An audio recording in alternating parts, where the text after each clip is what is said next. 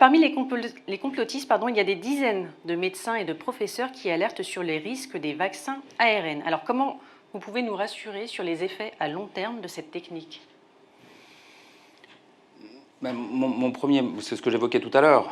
D'abord, la connaissance de l'ARN messager qui est ancienne, évidemment, et la connaissance par ailleurs des potentiels bénéfices chez l'homme qui sont aussi connus, puisqu'on a testé l'ARN messager avant de le tester pour le vaccin Covid. On l'a testé depuis maintenant plus de 10 ans, notamment sur le cancer. Après, le deuxième point, c'est tout l'encadrement qui existe aujourd'hui, aussi bien dans les phases d'essais cliniques que dans le suivi.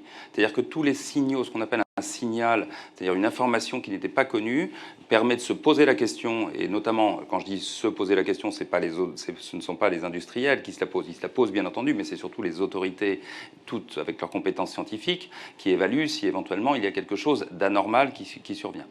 Sur le long terme, aujourd'hui, je ne peux pas vous dire que dans 20 ans ou dans 30 ans, je sais exactement ce qui se passe sur telle ou telle composante. Ce que je peux vous dire avec certitude, et je vous le dis aussi en tant que médecin, c'est que l'ARN messager, encore une fois, n'a aucune composante sur le génome, et donc il n'y a aucune information génétique qui peut être perturbée par l'arrivée d'un ARN messager.